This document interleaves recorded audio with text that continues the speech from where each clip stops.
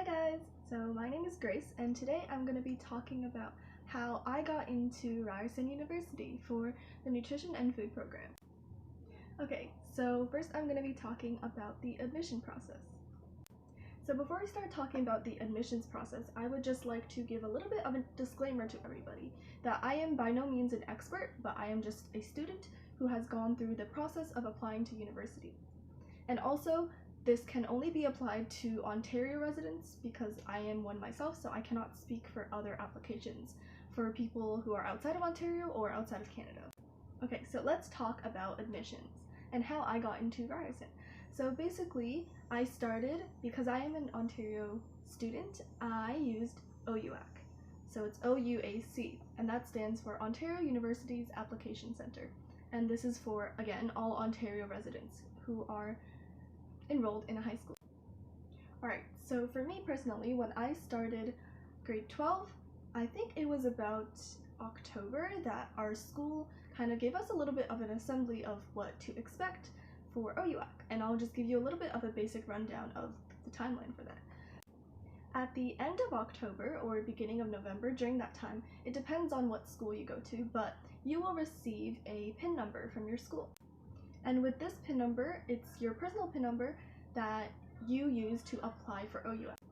After you have received this PIN number, it basically serves as a temporary PIN to access your OUAC account. And then after you log in, it'll ask you to set it up with an email, so then you don't need the PIN anymore. And the second you get your PIN and you have created your account, you can start applying to different universities. So on the page, you can browse certain programs. So I just went through all of the food and nutrition programs in all of the Ontario universities and just looked through them to see which ones I like. After you browse all your programs and you figure out which ones you want to apply for, you go to the actual application page and you can start adding all of the programs that you want to do. And you add this by either adding the school and looking for the program again, or you look for the specialized code that you found earlier when you were browsing all the programs. So I applied to 5 different schools. I applied to Ryerson, U of T, Ottawa, McMaster's, and Western. So for the nutrition programs, I applied to the Ryerson one, the Ottawa one, and the Western one. So those were just strictly food and nutrition programs.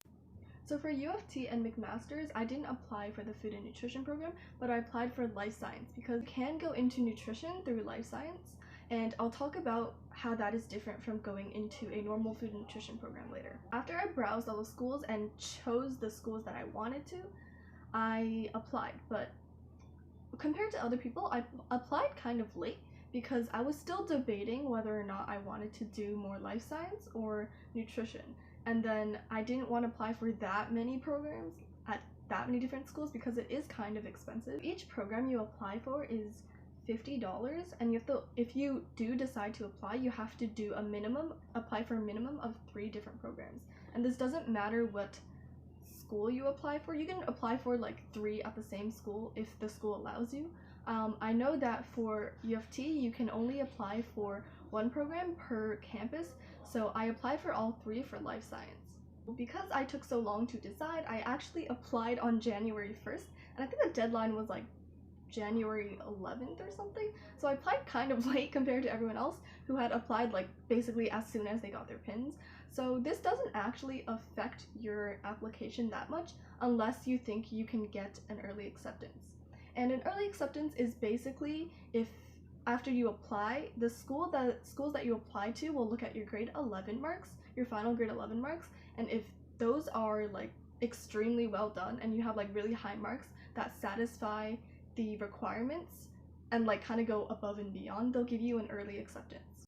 So to be honest, an early acceptance isn't that big of a deal unless you want to feel kind of a peace of mind, because basically you already get your offer, you just get it earlier than everyone else, but it you don't gain anything from it other than you just get your acceptance earlier. And also you have to maintain the admission requirements throughout the year, so it'll tell you on your offer when you receive it what the requirements for the end of the year is. So then by the time you complete all your grade 12 courses, you will have to meet those requirements in order to be in your program.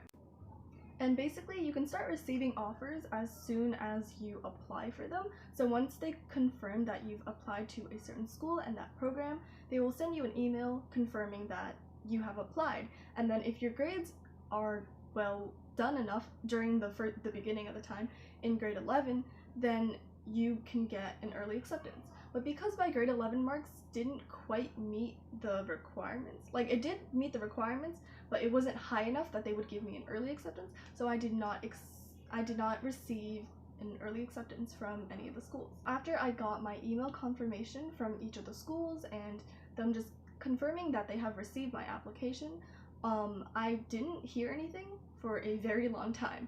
And this is okay. This is totally normal because there are several rounds of admissions, and basically for the first one, it's only on your grade 11 marks. So most people don't get those, so no one really hears anything up until at least the second admission round.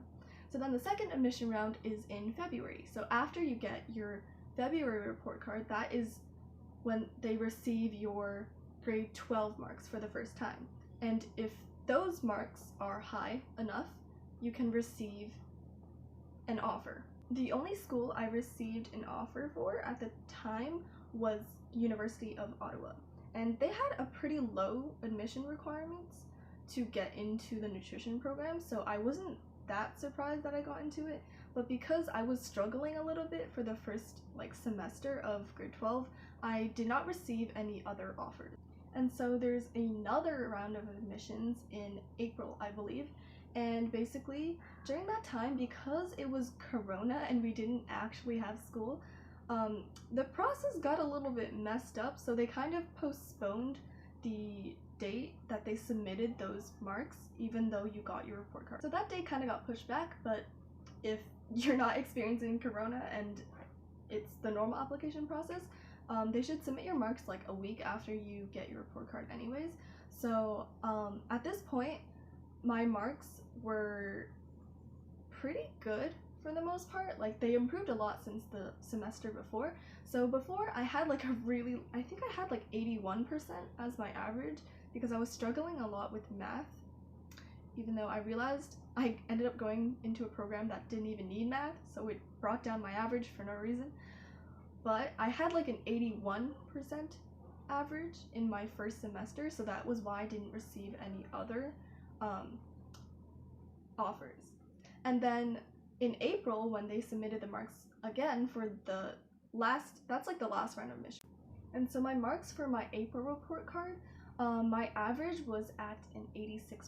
So that went up 5% from the semester before. So after that, I got an offer from Western, Ryerson, and U of T, but I got rejected from McMaster's, which is fine because I didn't want to do life science anyways, and that was kind of like a reach school that I didn't really think I would get into. I just applied just in case I got into it for some reason.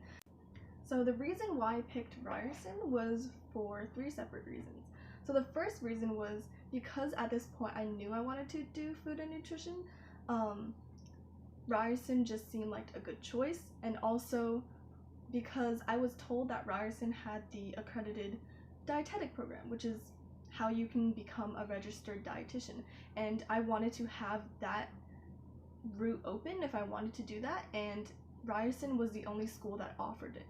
Another reason was because it was in downtown Toronto, and I live in Toronto, so I just thought it'd be better to be somewhere that I was familiar with. And even though I think that moving out to a different place that you don't know is really good for you to grow and all that, I just personally wanted to stay in Toronto and wanted to save a bit of money because it is very expensive to be living in downtown Toronto. And I also heard from online that Ryerson has one of the best nutrition programs in Canada, and that was a really big appeal to me. And even though I know Ryerson compared to other schools, the other schools that I applied to is actually the lowest ranking in reputation wise, I was actually very concerned about that in the beginning, and my parents did not quite like it as much because they wanted me to go to U of T, but in the end I did choose Ryerson and they did respect my decision. I wanted to stay in Toronto because I was close to my family, I was close to my friends, because most of my friends are staying in Toronto anyways, and I really like the program that I applied to. So as of now, it's July 25th, and currently I have not chosen my courses yet. And I also have not gained access to my Ryerson email, so I can't apply for courses or browse them even. So currently I am just waiting on getting my Ryerson email so I can access certain resources for me to get ready for the new school year. And hopefully we get that by next week. And I heard that's it for the video. I hope you guys enjoyed it, and this is my first YouTube video, so I'm not sure how I'll be running this channel yet, but hopefully I can figure that out as I'm going through the process. So maybe I'll do like a vlog or something, or if you guys want a specific video or want to ask me more questions, feel free to leave a comment down below. And if you like this video, hit that thumbs up, and if you want to see more videos, then please subscribe to me and so you can follow me on my journey throughout this process. Alright, thank you so much for watching, and I'll see you guys next time. Bye!